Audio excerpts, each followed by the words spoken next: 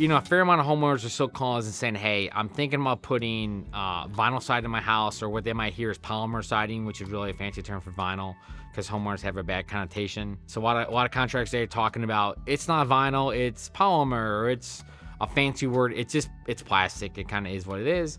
Versus James Hardie fiber cement. My company really exclusively installs James Hardie fiber cement for a few reasons. One is it's the most durable. It's the longest lasting. Most homes in Kansas City have wood today, and homeowners love the look of wood. But the problem with wood is you have woodpeckers and fire, and it doesn't take paint, and it's horrible to maintain. So Hardie gives you a product that looks just like wood, with no woodpeckers, without, you might have to repaint once every 20 years, with no fire. Hardie's never going to rot. Over time, you're going to have to repaint it, but you're not going to deal with the constant wood rot and all the paint and woodpeckers. And then honestly, 5-6 years ago, vinyl was probably a 50 to 70% cost savings. And a lot of times say it's about 10 to 15%. And so what we just found is over the years, it wasn't that we were against selling vinyl siding, but most homeowners, when you ask them to describe what they want, they really describe the characteristics of Hardie, and it's like, well, can we help them afford it?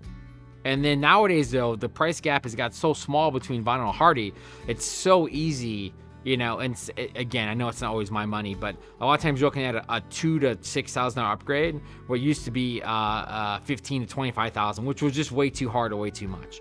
And so, the age-old question is, what should I put in my house? There's a reason why 7 to 8 and 10 people in the Kansas City area go back with James Hardie siding instead of vinyl. The one benefit, and it's ironically, it's a huge negative, but the one benefit to vinyl is, in theory, you never have to paint again. The problem is, in 12 years, your vinyl siding doesn't look terrible, and you can't do anything. And so, or if you go to sell your home and you pick green because green was popular, or you pick blue and now it's not, that homeowner can never change the color. They have to reside the whole thing, and siding's fairly expensive. And so I look and see it. The only thing you care about is, in the next 35 years, you never want to paint again. In theory, vinyl is superior to Hardie. The problem is, vinyl's gonna look awful in 15 years. It's gonna have mold and mildew, and nothing you can really do at that point, right? You can't paint it. You just got to replace the whole thing.